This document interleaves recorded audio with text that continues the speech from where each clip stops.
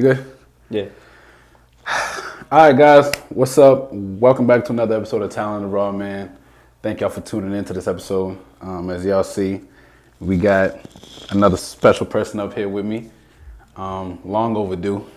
Long overdue. Facts. But we got Cruu from the North here with us. How you doing, bro? Hey, what's up with you? Thank you for being up here with me, man. Before we even jump into anything, like, how are you? Like, how is everything with you so far? I'm good, man. Still here, still young, still light skinned, still from the north side, man. You know, Still light skin, yeah. Still light skin, man. yeah, Everything, for sure. everything copacetic, man. Everything good. Yeah, for sure. You've been busy lately. You've been stacked. Like, what's that been like for you lately? Like, is it still producing? Are you making music again? Are you like It's crazy. It seemed like I ain't doing much of anything because I kind of been like a ghost. Yeah. But definitely still in the producer bag. For definitely sure. still out here doing artist development. As some of you may know, like I got the Cellar Boys thing going on now. We're So I'm gonna doing talk the about that. merchandise, trying to build a brand. For sure. But everything's just picking up, back in motion. I know this is kind of like a redundant thing, but like post-COVID, everything's just kind of like vamping up again. Yep. So it's like finding the motion again and just trying to find the time to do everything. For sure. It's been pretty busy. I feel you. Let's jump all the way back, man. Like, what was your childhood like out here? My childhood, Yeah. I mean, if I ask you what your childhood was like, that shit was lit. Northside, baby. Yeah. I grew up, I'm a 90s baby, so I grew up like at the perfect time when things were still like beautifully dangerous. And it's like your parents wanted you out of the house, not in the house. So it's like, my childhood was pretty cool. I mean, I ain't grow up like in a crazy situation. Thank God. I ain't grow up in like, crazy, in a crazy struggle. I had a good family. I had a good home, but I did grow up in a turned up neighborhood. So yeah, for sure. there was always something going on. There was always things going on like in the neighborhood and around the block. So, at times I was on my knucklehead shit. At times I was in the crib and just cooling and just, messing around on the computer. Yeah. I started messing around with like the keys real young. So I was like in the crib with the keys like real young. How old were you when you started? Like, I took my first set of piano classes, I think when I was like 6. When I was like 6 years old, and then I went from like 6, 7, and then like almost 8. And then from there, by the time I was like already messing with that, like I started dabbling in like the producing, like probably like a year after that. So like around 9 years old. valid. But yeah, I mean, growing up was pretty smooth. You know how it is. No, for sure. CV home, a lot of ass whoopings, a lot of good times, a lot of good laughs. For sure. How did you know that, it's kind of hard to think about that now because you were so young. But, how did you know, music is, I fuck with this? Dog, I grew up in a musical home. So, my pops, played instruments lightly, when he was, a church man. By the time I was born, he had left church. But, he was, playing music, at church. My uncles were all picking up instruments. My pops was always playing music around the crib. He had, a stereo system in the crib. So he was always playing stuff, whether it was in the crib, in the car. So I remember growing up and listening to a lot of different type of music. That's why I feel like I'm, pretty musically rounded now, when it comes to my own taste. Yeah. I always dabble with music. I was burning CDs at 3 years old, for people for $1. Burning CDs. Burning CDs. Burning CDs was a special time, bro. Yeah, bro. That was a special time. My pops got me my first computer real young, 3, because he was into engineering. He was doing computer engineering at the time. So I got my first computer real young, and I was burning CDs for $1 for uncles, cousins, people in the neighborhood, and from there, I was just exposed to a lot of different music. So I always loved music since a kid. Yeah. And once I picked up an instrument, I fell in love with instruments, and then I fell in love with listening to certain sounds. I always gravitated towards beats and instruments and things like that. So that's kind of like how I grew my interest into music, Makes like sense. real young. Makes sense. Do you, like, based off of that, do you think that inspiration came from inside the crib? Because like most people find that inspiration for on sure. their own. For sure. And you know the vibe, like when we growing up Cape Verdean, like you go to CV party, you know, they got all the jams, They like, got, especially the throwbacks. They was real classics. Yeah. Like, the same way they spin on radio today, it's like there were like certain records back then, like the Shoji Netus and the Chill Semerus and the, you feel me? That they was just playing at every whenever, even in the neighborhood, like somebody's playing it like in the stereo in the car, Even whatever. now so to this like, day, like they gonna still like play them tracks from 04, bro, it's 05. classics, bro. Yeah, for It's sure. classics, man, and it's just like I've always been exposed to all that, so it was very easy to consume at a young age, like all other types of music than we listen to now, like the rap and the R&B and stuff. So, like very grateful for that. For sure. Do you think you lean over more to like for you as an artist? Do you lean over more to rap or like R&B? Because you're very honestly, nowadays, like I listen to a lot more R&B than I do rap. I'm not mad at that. Because nowadays a lot of the stuff is redundant. For me, a lot of stuff is redundant. A lot of the production is redundant. A lot of the content is redundant. In R&B, I mean, there's still like rap. There's still content in rap that's like easy to consume. And it doesn't get old. But I feel like in R&B, there's just like a spectrum of like different styles and different landscapes when it comes to like sounds and stuff like that. So it's a lot easier to like not get sick of R&B. listening to R&B because there's so many different styles of R&B. There's so many. You feel me? Now, as an artist for yourself, I feel like you are very versatile. You feel me? You like to. You're very vibey. You know what I mean? I feel you like to put out the tracks that's like this is something I could play in the car with the window down, just rolling, or we can play this at a party as well. Where did that shit come from? Cause especially because we used to see you outside like 2013, 14 in the ciphers. So now that we've seen you kind of take a whole new route, like where did that shift come from? Honestly, like obviously I always love rap. Yeah. I always love rap since a kid, but I always been exposed to like the vibe. Yeah. You feel me? We party people. Like on Cape Verdean, we party people. We like vibes. We like the you know, the Posada vibes. We like the Afro beats. We like the Spanish music. Like we consume all that, and it's like that's always been a style of music that I always appreciated. Aside from the fact that like I was like prominently producing like rap and R&B records. I always like dabbling in that space. And I feel like for me, my interest as an artist to make that type of sound was the fact that I always like to have a good time. And even though I like having a good time, I always like to get, you know, I always like to speak lifestyle. I always like to speak on the things that we speak on in rap, like the struggle, the what I call it, Hunger. like the scenery, just painting the scenery of like where we're at. We're in Brockton, you know what I mean? So I always wanted to integrate that with something else, and one day I just try to find a way to like integrate it with like Afro beats. It's nothing unusual. It's just not. It's not common, especially you out know. here. It's not Especially common, out yeah. here. So I felt like I was trying to find my niche, and like one day I was just like, you know what? Let me just try to make like a party record, but like still talk my shit. Yeah, and I feel like out here it's like it's either rap or R&B. Yeah. Like it's you're not really in the middle. You know what I mean? But you know what's crazy though? It's like in the midst of the rap and R&B scene, there's always like certain artists that are like notable in the area or in the scene that want to make like a dance hall record or want to make like, you know, there's always one of those records that come out every year that's like, it's a vibe. For sure. Yeah. For sure. Now, what has been, let's say, or more exciting for you, like producing or actually like making a song?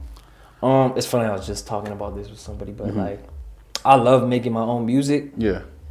I've always had like the urge to make my own music. Yeah. I just never put it above producing. Like producing is my love. Producing is my passion. You know what I'm saying? So that's a lot of the why there's a lot of mysteriousness in the way I drop, because a lot of times when I feel like I'm letting up on the production too much, I'm like, nah, let's go back in the producer bag, because I need to stay locked in the producer bag. Cause that's kind of like my safe place. That's kind of like what keeps me together. Is like knowing I'm in my producer bag. So when I'm not in my producer bag, the music can wait. It's like, yo, the music is gonna come. Valid. Especially like the genre that, like the way that I'm trying to go about it, the sound I'm trying to go with. It's like you can pop at any moment. So I don't have to rush it. You have a very different sound. Yeah, I don't have to rush it with that sound. Yeah. So I feel like that's where I really like to live. It's like in a producer world. Yeah. But then there's gonna be that point where like the artistry might overtake it a little, or it might fight it a little bit. You know what I'm saying? Yeah. So, do you use producing as like your like escape route sometimes? Like even when you don't have a track that you need to produce, do you just be like, I gotta make something? For sure, right? For sure. There's a lot of things that go on, like, you know, in the mental or in the body that like I can't speak, I can't verbalize, for sure, or I can't like express physically. So like, you show it in your production. Yeah, you can only feel it internally, you know. And the only way I can feel something like that internally without being emotional is by feeling vibrations. So when I'm making music and I got it cranked up and I could feel everything, like that's how I get to bounce wavelengths back and forth between my body and where I'm working. That's hard. Yeah. So like, when did you know that you was like, this is my escape route? Because for me, like my first, like I tell people shit all the time, my first love was taekwondo. Yeah. Like I love that shit. You feel me? Like taekwondo's fire though. Bro, like there's days that I can't go. Like I remember like 14, like in high school, bro, like 14, 15 years old. I'm like, all right, mom, like it's Wednesday, like can you take me taekwondo? Shit, like not today. Like I'll go for 3 months straight. Shit. If I miss one day, yo, like I start tearing up. I start crying because I'm like, yo, like why would you do that to me? It's like a mental instability, bro. It's like yo, because then now I'm at the house, I'm antsy. I'm like, I ain't got nothing to do, bro. Like I'm antsy, like I'm all over the place. Yeah. So like, when did you know that like music or like music funny, was your escape route? I think that's so funny because like, dog, I'm telling you, man, that's you miss one day taekwondo, you just like, damn, I gotta whoop a nigga. Yeah. It's like, yo, I swear to God. Nah, but like, I think early on, like I noticed that was kind of like, I wouldn't say like a coping mechanism, but like that was a way that I got to like really just, that was like my cocoon, you know what I'm saying? That's somewhere where I could go and I could reflect on myself and build myself a little bit. I got that feeling like very young, like in the household, because my pops, even though like I was out and about sometimes, my pops was also like a very like strict pops. Yeah. So like there was a lot of like discipline in the crib. There was a lot of like times where I couldn't go out. So a lot of times that frustration of not being able to go out or be able to go downstairs, upstairs, see my cousins or whatever, it would just lead me to just be like, man, let me just hop on the computer and just like just do something. Up. You know what I'm saying? And I was very young. That's like I said, I started producing when I was like 9, 10. So very young. Like I'm already in the crib and just like zoned out, just like. And time be flying, huh? Yeah. Well, when you look down, it's 2 o'clock. You look up, it's 5 a.m. You're like, what the fuck? And that was like the vibe for me because like my parents divorced when I was like in 5th grade, like 11. So with my mom's and my sister out the crib, it was literally just me and my pops. So just me and my pops is like, I ain't got nothing to do. When he come to the crib, it's just me and him, and we don't really vibe like that. Cause to me, he's the strict CV parent. So I'm like, he wasn't really like I wouldn't say he wasn't an active father, but like he wasn't really like the type of dad to like interact with you. Like he was a hardworking dad, so he come home, he just want to chill, sleep, eat, sleep. He just want to chill. So like all that frustration that I have, just like the whole divorce, trying to figure it out, all that stuff, like I was internalizing all that, but it was coming out in the music, and I was just like finding that through the music and just like producing my way through, you know. every situation. Elementary, middle school, up to high school. You know what I mean? Makes sense. And that just became like a journey from there. Do you think that like that situation with your parents kind of like molded you to who you are today? I mean, it definitely affected me. I don't know how it affected me. I'm actually like, I'm in therapy right now, trying to figure things out that I don't know. So, you feel me? I did a podcast with what is it called? I know exactly what you're talking about because I saw it. Yeah. I did a podcast about mental health and stuff, and that just made me think about like, maybe I should do therapy. So, I love that because like I love to talk about like mental health, especially like men's mental health. Because like that shit isn't really spoken on enough. You feel me? Yeah, but for sure. When were you really aware when you was like it ain't wrong to be like, yo, like I need some help? Because that took a long time. That took like into my 20s for me. I feel like because mind you, like not only are we men, but our parents, like I feel like they kind of mold that shit into us. Like if we say I'm in therapy, like parents be like, nigga, like are you okay, bro? Like, you feel me? So it's like, when did you know when you were like, all right, like I need to lock in? Yeah, like I said, it's like very late, like in my 20s, like a couple of years ago, to be honest. So pretty recent type shit. A couple of years ago, to be honest, because I was like growing up until I was like a young adult, like I was always like the advice giver, the shoulder to lean on, like I was always that person, you feel me? So it's like, I have an outlet for that. That's why music was my outlet, you feel me? Because I didn't have an outlet, or I didn't have someone that I could feel comfortable, because like, not because of the fear of like what they would think, but just because a lot of times you don't get that attention or validation where they're like actually, you feel like they're actually listening to you, or they actually care, you feel me? So it's very hard for me to open up until like I found myself in a dark place like a couple years ago. I say like 2.5 years ago. So right after COVID type shit? Yeah, like the end of that year, like 2020, like I started finding myself in a dark place. So that's when I started considering like, yo, I really gotta like take care of my physical, take care of my mental, and then try to find a way to filter out like everything that's inside. And I still didn't get all my rocks off at that point, but I did get to a point where I was like sane again. And after that, I started pursuing like, you know, just like being a little bit more expressive emotionally, being a little bit more open about things, you know what I'm saying? And just like trying to like little by little just filter everything out. For sure. And I appreciate that, because I'm kind of like on that same boat right now, where it's like I'm letting myself feel things. You feel me? Because I feel like at some point, like if anything happened, fuck, I'm good. You feel me? Like, I wouldn't even let myself. Bro, no cap. I probably like in the last year, let's say like just the last year, I probably cried more times than I have my whole life, bro. In the last year. I've been saying, nigga, in the last probably 3 months, I've cried more than I've ever like cried in my whole life. Cause it's bro. like, it's a healthy release. Like I had to learn that it's a healthy release, because a lot of times we hold that in, bro. After I cried, like, man, I want some ice cream now. Like I deserve it. Like I'm a chill. Even through like, you know where we come from, bro. I lost a lot of people, even through deaths. Like there was a lot of deaths I held back. Like I didn't externalize, or I didn't express. Yeah. And like a lot of that like affected me, because like I just started harboring feelings. I started holding it in. That's why I started to see like a lot of people will tell you like there was a decline in like my personality or my mood or how I was. I was a lot more outgoing years ago. But you know, through the midst of a bunch of things that happened, it's just like I learned to just be like kind of like not like an introvert, but like I don't open up as much. You know, but I'm still like cool, obviously. Yeah.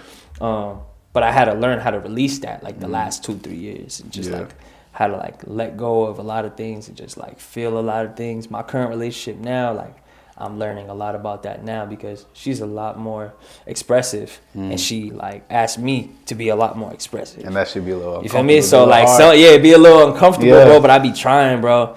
And then like when I am expressive, it kind of scary, because she don't know. You know what I'm saying? But bro, I feel you, bro. You know? I feel you, cause it's like I feel like right now, like when I'm being when I express it, it's like not only am I expressing, but there's a little bit of anger in there. Yeah. You know what I mean? The way I look at it like we always like growing up like watching cartoons, movies like that. Like we always seen like the werewolf.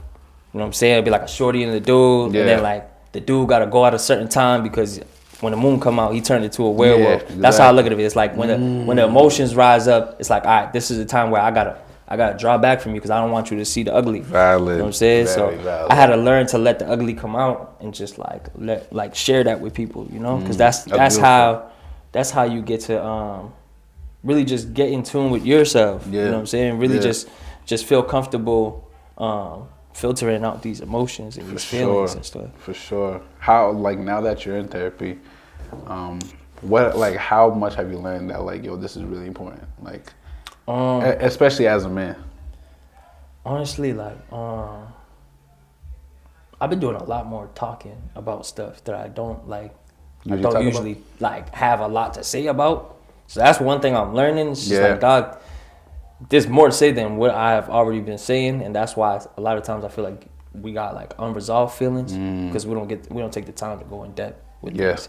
Like, kind of like what you were saying before. Before it was like, you know, people ask a question, you give a dry answer, and then you got to ask another question, like get deeper. That's what your therapist kind of do. It's like, all right, let's see if there's a root to all this. So we have to keep asking questions to get deeper. And there's things that you don't think about. You might think it was like some cool shit that just happened, like, oh yeah, this happened, it was fucked up, but then like when they ask like more questions, you're like, damn, I didn't realize how much fucked up that was. You feel me? It's a lot more beneficial because you need somebody to challenge your thinking. Yeah, especially as men, like we just tend to like let shit happen to us and be like, nigga, I hate that. It's whatever. Right now, like I'm trying to like find therapy because it's like I was literally at this therapy office like not even 2 weeks, probably like a month ago. And that's like, bro, I'm like, I was searched up online, they say it's open until 5 o'clock, whatever, boom, I go there, doors are locked. I'm like, what the fuck, bro, like, what the fuck going on? And then they have another office. I'm like, I bet I'll go there then. Doors are locked, there's a shorty inside. I'm like, yo, like, can I like sign up? What's up? Now help me. And they said, yeah, just call this number. And I looked at that number, I'm like, yo, I've been calling this number for the past like 30 minutes, bro. Like no one's answering nothing. Like I'm not, you feel me? And then I was just like, honestly, just do telehealth, bro. Unless you really value the in person, like the vibe. Yeah. Just do telehealth, bro. Because you can always do like the 10-15 minute consultations and just see if you really fuck with the therapist. Like, you know, if you don't, then you just move to the next one, bro. Valid. Like I'll look into it, man, because that shit, bro. Yeah, that's just fire. But to pretty much jump back, I love that, by the way. But to pretty much jump back onto like your path right now, do you really pay attention to like the talent that's out here? Like, are you still in tune with that? You are? Oh yeah, I'm always listening. I'm always asking like my youngin' niggas, like, yo, who y'all think is hot? You feel me? Or people will show me, like last night I was with DTheFlyest. We was locked in, and then one of my mans just like came out the cut and was like, yo, listen to this. And it was like some kid that he found from out here. Like, he nice, you feel me? But he don't really know the nigga. And I'm like, oh, this nigga's kind of nice, you feel me? It be like that. But like, who is this nigga? Yeah, it be like that. Then you gotta do the digging. Like, yo, you know this nigga? You know this nigga? You know this nigga? I like to rub shoulders with a lot of talent. Yeah. I don't do business, so I don't like work with a lot of talent out here because it's hard. Yeah. It's very hard, bro. Like, I done took a lot of artists under my wing, and soon as they see their first like little bit of taste of like, shit's moving, they start moving crazy. Like they start moving like they already got it. Yeah. And then things just like fall apart. So I'm really selective with that. Or if I do it indirectly, like through someone else. Makes sense. That way I don't really got to deal with a bulk of it. But I'm always looking for like talent because I wanna be able to like get people sponsored or like get people in tune with like the right crowd or the right, you know, management or makes sense. The right tools like studio, engineer, producers. You feel me? These are all things that we should be sharing with each other. Because at the end of the day, like this, it's all important, bro. It's all important, bro. And that's how I started working with artists and recording people to begin with at a certain point, because I was like, I have the knowledge to like give people quality recording, because we got talent, we just don't have quality recording at the time, you know. Nowadays you can find a little bit more quality recording out here, But at the time, I was like, I'm gonna offer quality recording for low, just so I can give like the city like a platform, like for them to like record like some good. Yeah. And that's how I just started working with artists from there, just doing artist development in the studio and stuff like that. So I'm always looking for new talent. Like I hear new talent all the time. Everyday type shit. Yeah. Especially out here, it's like and a lot of people send me stuff too. Yeah. Down to like artists, producers, even like some engineers will send me their mixes. You know what I mean? Like people send me stuff all the time. Like, yo, can you critique this? Can you listen to this? Whatever. You know what I think it just hit me now. That's how I met Gelato. Was through your live. Gelato's nice. And I think he sent you like a beat with like a Jamie Foxx sample. Yeah. And that shit was so cold. I'm like, yo, who the fuck is this nigga, bro? I'm like, I've never heard of him. I'm like, nah, he can't be from here, bro. And then like I saw his page or whatever, and I'm like, yo, he got mad snippets. He must have mad songs. This nigga got no songs. I'm like, that's what it is, dog. That's what it is, dog. That's just like, in due time, bro. I mean, I feel like if it's not one thing, it's another thing. Yeah. Like once somebody learns how to be like, I call it like ambidextrous. Like once you got everything, like once you got both hands, then like that's when you really start seeing like people fuck with you, because now you're dropping consistently. Now you're putting out quality stuff. So like people start appreciate the process more. Yeah. Now you spoke on DTheFlyest just now. Y'all had like a little run where it was like banger, banger, banger. You feel me? What was that shit like? Because that was like 2018, 2019 type shit. That was a vital moment. when we came off the grad, like me and D was like so hungry, and we still hungry till this day. Yeah. We were so hungry back then though, because there was a lot, like summer 17 was like a hot summer. You know what I'm saying? Lost a lot of people that year.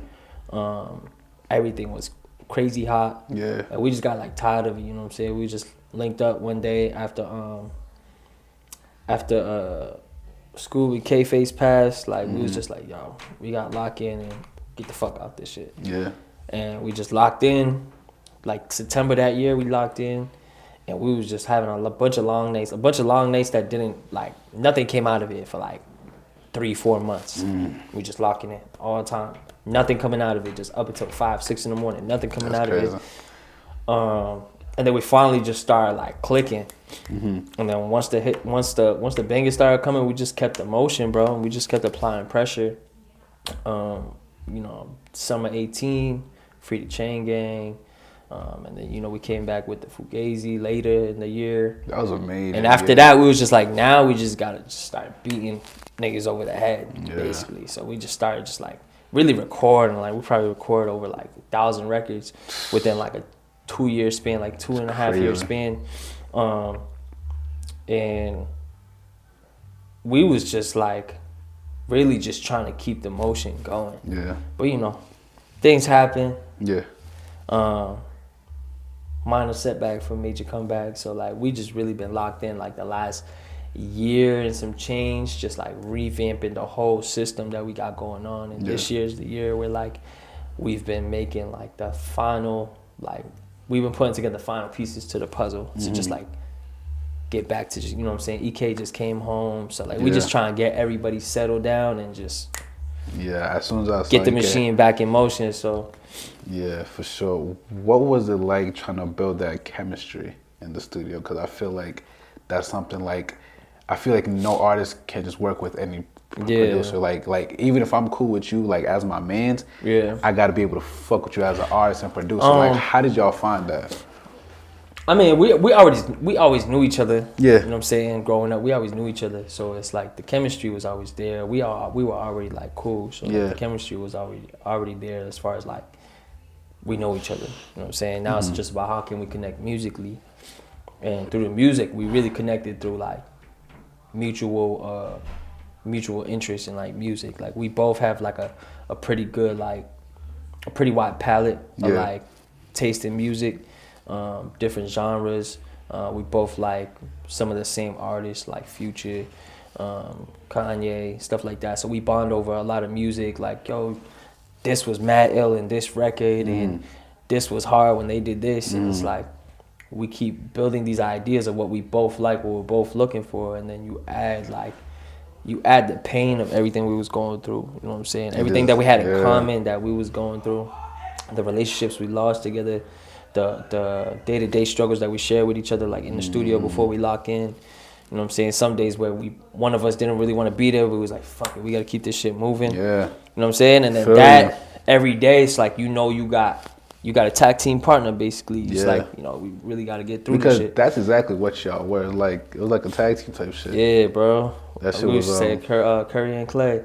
But we really, like, we was really just, like, we had a lot to prove at the time, bro. 'Cause there was a lot of things going on for the both of us. So we was really just trying to get it off the ground.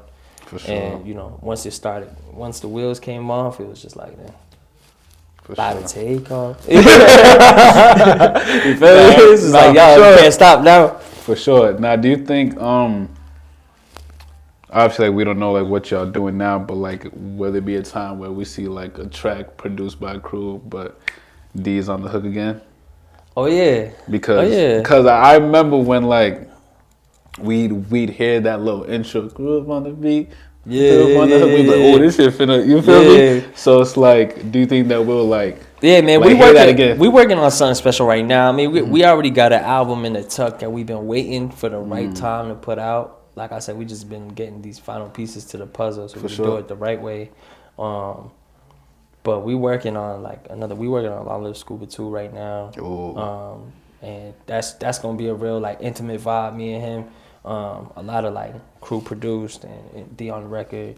So it's gonna be a lot of cool vibes on that. And we got a lot more. Like, we got so much work, like, it don't make sense. But it's just about right now, just about being calculated, and once we get things in motion, then the motion's not gonna stop. So y'all just got Before the Storm, like, he's just working on the rollout for that, videos, all the stuff that we got tucked, all the content we got tucked right now, and then once the next thing comes into play, like, it's time. Yeah, for sure. Now, what's next for you as a, like, not only as a producer but as an artist? Do you plan on putting on more singles, tape maybe in the future? Yeah, I know I've been holding out on the music, holding. I got things right now that I want to let go of, so I might put something out in the middle of this summer, and then hit y'all with a project, like, in the fall. Right now, it's just been busy. Busy as shit. I just been trying to stay on. I've been trying to stay in that producer bag for real. Especially since EK been home. Everything's back in motion, so I'm just trying to make sure everybody's fed. I've been working with young Quez from Arkansas. Like, he just got a little situation earlier in the year, so, like, he's been hungry too. I've just been trying to make sure, like, everybody's getting fed. So valid. I gotta stay in the producer bag, so y'all gonna hear a lot of production from me. Hopefully y'all gonna hear some big things real soon. A lot of records that are being held right now that I don't know when or if they'll, so I feel you. We'll see about that. But as far as, like, as an artist, everything's just making sense, even though y'all not seeing what's going on. Like, I feel you. Everything's just making sense, saying, bro. And I just been trying to trust the process, bro. Yeah. And just when the time comes, it's gonna come for real. Definitely understand what you're saying. Now, you've been tapping in with, like, other artists from other states. Like, how does that work for you? Because I remember at some point you tapped in with Detroit. Again, you're tapping in with Arkansas. Like, how do you make your name fly out that way? I think just based on, like, the weight that my name carries, like, I'm not, like, I ain't Metro Boomin, but, like, people that know me or people that, like, see my work, heard my work, like, they fuck with me. So whenever, like, for example, like, Quez, like, my peoples had just relayed the record. Like, they just had relayed, like, the fact that I was gonna be around at a certain point in time when he was coming out here. And they was just like, yo, you want to jump in the stew with him? Like, he's nice. Like, he's going to get you right. And he was just starting to get, like, back in the rap shit. So when he came out here, we pretty much just got linked up through a mutual relationship. And then, first night we just clicked. And then from there we was just, like, making hits back to back to back. Then we did the shit with G Herbo. Then the shit just started moving. So it's usually a mutual relationship in the middle that just, like, connects me. And then, like, from there, like, I just try to give what I can. Like, I try to be as constructive as possible with artists, that way I'm not just like a beat maker, you know, because there's like a big like misconception with like producer and then beat maker. A lot of people just want beats, but like a lot of people actually want a producer. A lot of people actually want people that are gonna be helping you build a record. Like I'm not gonna sit here and write your lyrics for you, but I'm gonna help you. Like, yo, why don't you say this? For me, yeah, let's switch up the vibe here. Let's do this. Let's do that. Let's, you know what I'm saying? Rap about this. Like, stop rapping about this. You feel me? That's important. You said one too many lines about bitches, so let's let's get back to the gritty shit. Like, one too many lines, yeah, for sure. So like little stuff like that. Like you don't get a lot of that from a lot of beat makers because like a lot of them don't really got like the ear. You know what I'm saying? Past being a consumer, they don't really got the ear to like play in that field, but like I'm very confident in like doing that because that's what it's the love of the music at the end of the day. So that's what I want to do. I just want to make good music. That makes sense. That makes sense. Now to jump off the music conversation, you started CBG. Yeah, appreciate the shirt. Appreciate. Where did that come from? Like, what made you be like, I'm gonna just start my own brand? Honestly, the cellar has always been a thing because like when I had the cellar studio, when we was in the basement with it, like back in like 17, 18, we was already calling each other like cellar boys. Like we the cellar boys. Like we in the cellar with it. We had like dumb Priv bottles in the studio, so it's like it was really like a wine cellar. Like it's just like a Priv cellar basically. So like, that's where like the cellar like name came from, and then I just rolled with that. Like with the studio, I started like LLC, Cellar Global LLC, nice. Cellar Publishing, stuff like that. And then I want to say late 21, I was like, I think I want to go into merchandise. And just not on no like big level, but just like, how can I keep the name going? So I got into merchandise, and then like I just did very small things, like very small drops, like 30 pieces, 30 hoodies, 30 shirts, you know what I mean? And then the beginning of this year, I was like, I'm gonna just do a big drop and just really start like trying to make a name with the clothing. Not to be like Virgil or anybody like that, but just to have a stamp on something, because that's how you get motion. It's just like being present in different areas. So like, you know, we making moves in the music, we making moves in like fashion, we making moves in, you know, wherever, basically. So that was really the idea. Is like, how can I put my stuff in front of people? And I used to wear a lot of local stuff too. I would wear a lot of local stuff, and niggas would always ask me like, yo, that's your shit? Just because I would wear so much local shit, you feel me? And I'm like, nah, it's not my shit, it's my man's shit, but... Now that you say that. But go buy that, you feel me? For sure. So I was just like, you know what, it's about time like I actually like do something that's gonna actually like propel like the brand and keep the brand alive, and also like be able to just, you know, start moving on my vision to start an organization. I always had like this vision of like cellar, like the cellar being like a global organization where I could like give back to the community, build space, like creative spaces, like a creative boys and girls club, you know what I'm saying? Like where you can actually be expressive, like fashion, art, music, any dancing, I mean, anything like creative. I always wanted to be able to build a space like that eventually, especially like in this city. So just making small moves in order to build that brand and build that look. So that when the time comes, like we can just like magnify that and just like make an impact. Good word. Yeah, exactly. Exactly, bro. No, but other than, because I already asked you what's next with your music, what's next for CBG? With CBG right now, it's just about staying alive, honestly. Like I'm learning a lot about the merchandise right now, the merchandise game, especially like in the midst of like doing everything with the music and all that.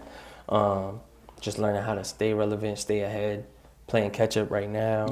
So next is just to keep everything I already got in motion. Just provide new experiences, new colorways, new pieces coming. I mean, especially fall, winter. So I'm just like trying to stay consistent right now, because the first year in something is always the hardest year.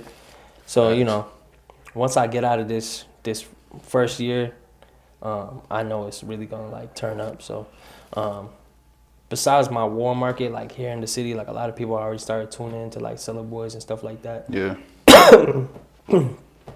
So besides that, I've been trying to just like, expand. Yeah. I'm finding retailers like outside of the city. I'm finding like pop-ups outside of the state. Like I participate in. I mean, it's important. Just getting the name out, basically. For sure. Now, for people who may like think about ordering your shit, does that go directly to you? Do you have a site, page? Yeah.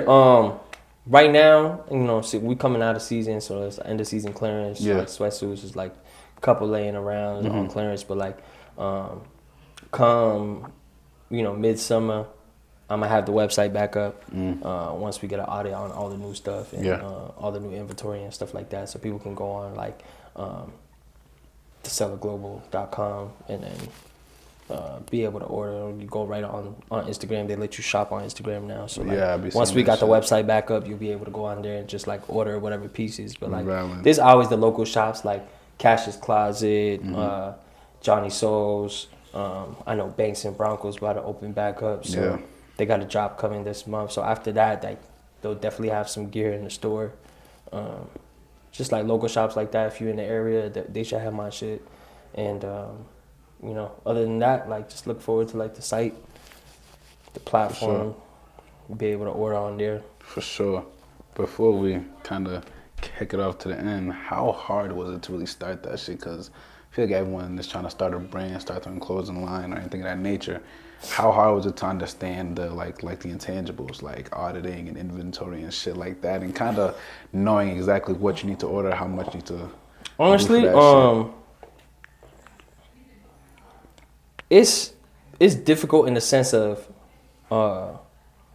just like enduring the process and just like, if you're really gonna do something, do it right. I know not everybody has like the means to like get things done like perfectly when they start up, but it's just about just like being able to like be there while it's building, because you can really get like discouraged when you don't hit a certain goal, a certain milestone, like your first drop or your second drop or whatever, even your fifth drop, you know what I'm saying? So it's like for you to be putting that time, that effort into like doing that and still trying to grow your business network or your awareness about your brand is hard. But I think just consuming knowledge, like a lot of people take knowledge for granted. They just take like, the basic, what they see on TikTok, like, oh yeah, just grab a shirt, slap your shit on it, buy a Cricut machine. Yeah, motherfucker. Like, and you can do that. No, I'm not knocking nobody that's doing it themselves and buying a Cricut machine and slapping this shit on a t-shirt that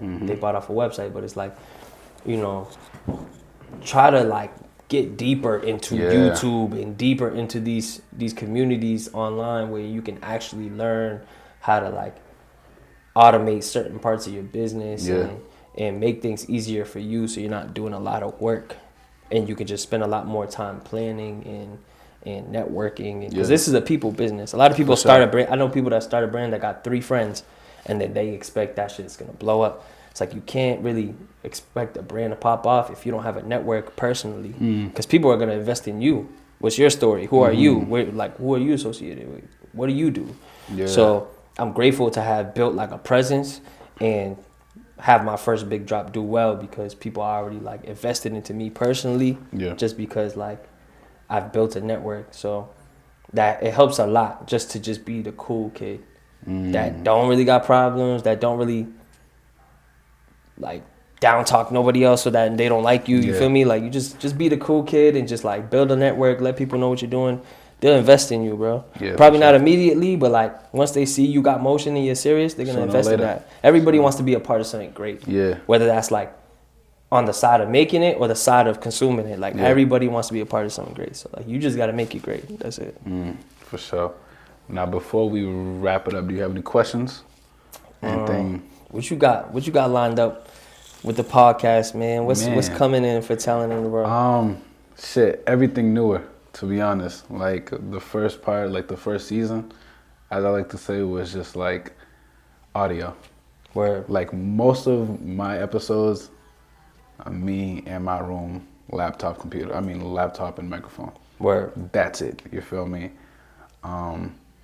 after I dropped my episode with Easy, everyone was like, yo, we need visuals, we need visuals, we need visuals. And I was like, and before I even put it out, I kind of put it out in the air. I'm just like, yo, like, season 1 gonna be all audio. But anything after that will be just more. You feel me? I ain't gonna lie, in the moment I didn't think too much of it. Cause like, that's just what I thought of in the moment, you feel me? And then as time went on, like everything was making sense, you feel me? So I was like, oh, this is dope, like, and then I forgot who I was talking to, bro, but I'm like, yo, I need I need somewhere to like record. Nicole followed me, like like out of nowhere. Like, I don't even know who the fuck. I'm like, who the fuck is Nicole? Then I see like manager at Sound Lab Studio. I'm like, ain't no fucking way. I'm like, yo, I need a space. You know what I mean? I need a space. What's good? And then that's how that happened. But then like I sat back probably last week. I'm like, yo, like everything I said is actually happening. Like I did season 1. The last episode of season 1 was with Gelato.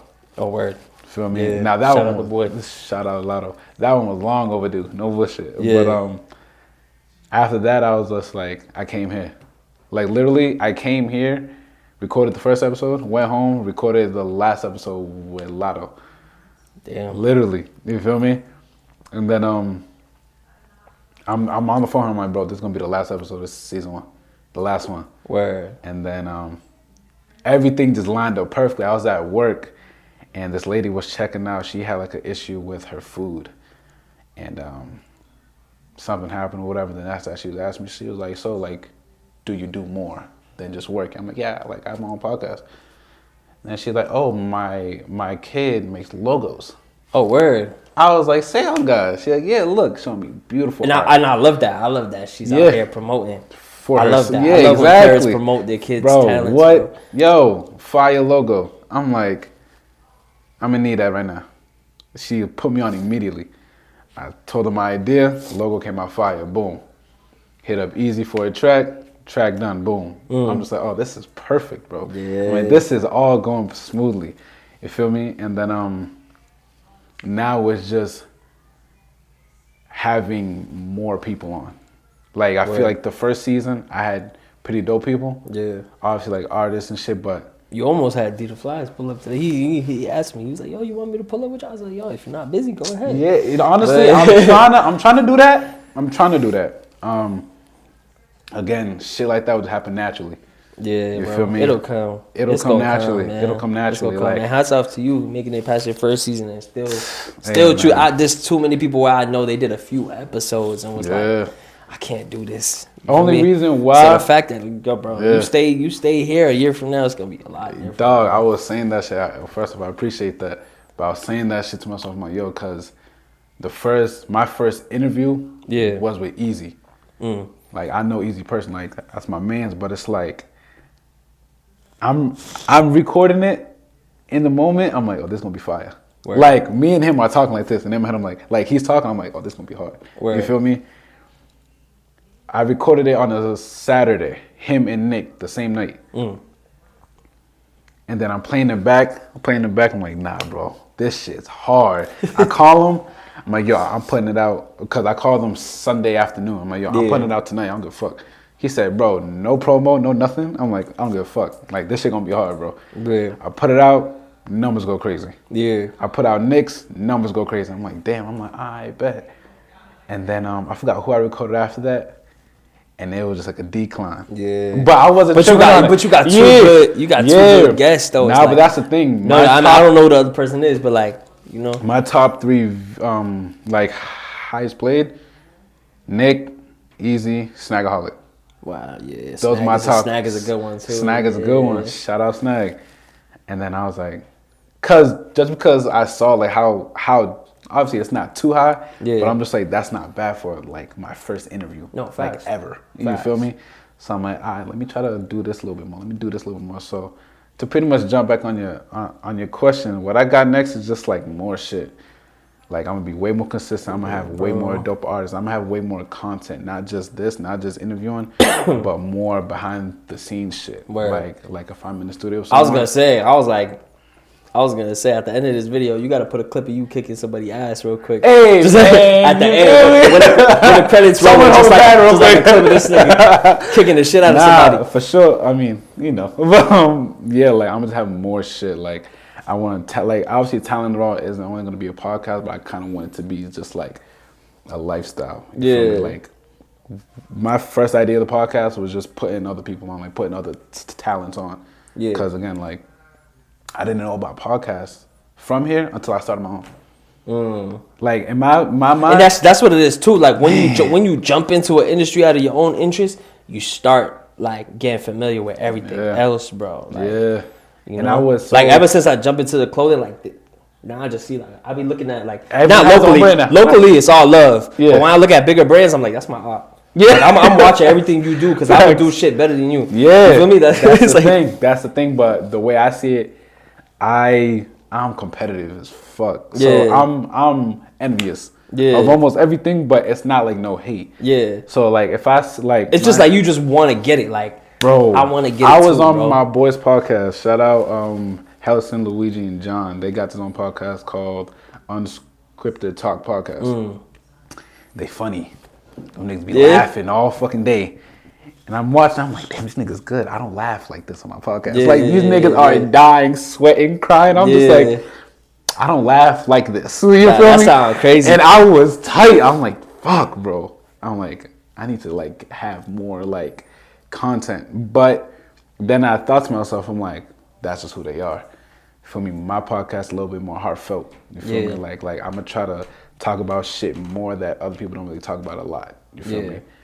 But I stay envious. Like I check, like I'm so envious of shit. I be like top podcast in Massachusetts. Yeah, and it's good. It's good. Like it's good. It's like again, it be no hate. It's just you gotta know who's really doing their thing. Cause like there's something to learn from everybody's story. There's something to learn from everybody's like what they got going on. Like, it's not like you're gonna be out here like trying to like copy the next person, whatever. Everybody got their niche, but it's like you want to know who's. It's like when you're a top dog in a rap game in Massachusetts, you want to know who's the hottest nigga.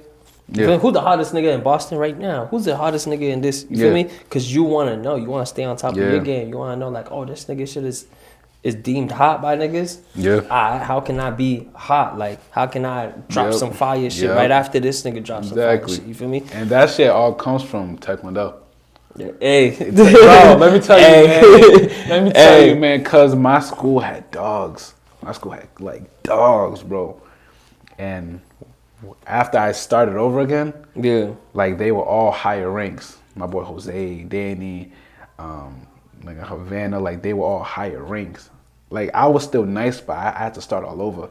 So I'm looking around, I'm like, all right, in my rank, like range, I need to like beat him more. Yeah. And then after I move up to my next rank, I need to beat him more. It's to the point that now it's like, all right, now you the top dog. Like after I say I beat you, I don't give a fuck if you beat me 30 times. If I beat you once, I know how to beat you again. It's up. You feel me? It's up now. That's all I needed. It don't even matter. That's all I needed. Because in a video game, that's all that mattered too. It's like you stuck on the same level as soon as you beat it. Yeah, fuck that shit. I'm done. But so like all that shit comes from Taekwondo. And I literally interviewed my teacher about that shit. Like, word. Yeah, so that's what's up. Yeah, man. So right now, that's like it'll just be more shit. Like what you'll see me here with just a lot more people. Like, damn, how do you do that? Yeah, I guarantee they. But how do you make that shit happen? That's fire. You feel me? That's fire. I like that, man. That's fire. How can they reach you for like merch, for anything? Merchandise. Y'all can follow Cellar Boys Global on Instagram. Should just be Cellar Boys Global on Instagram. Or y'all can just follow me, Cruu from the North. That's Cruu with 2 U's. From the North on Instagram, and then Cellar Boys handle should be on my bio. Y'all just keep in touch. I mean, just see what's going on, because you never know. There might be like a giveaway, a sale, whatever. Never know, especially with the new stuff coming out. Like I'm definitely just trying to like bless bless the community, bless the people, especially the people that follow and all that stuff. For so sure. it's like, give me a follow, say what's up. I mean, I'll show love back. For sure. But that's it for this episode of Talented Raw, man. Thank y'all for tuning into this episode. Beautiful episode. Yeah, appreciate you having me, bro. I think, dope episode. This gonna be on YouTube, Spotify, Apple, Amazon, Google, iHeartRadio. It'll be everywhere, y'all. But thank y'all for tuning in. Keep on listening, and I'll see y'all on the next episode. Word. How do you stop this bitch? That was beautiful. Just hit the big button.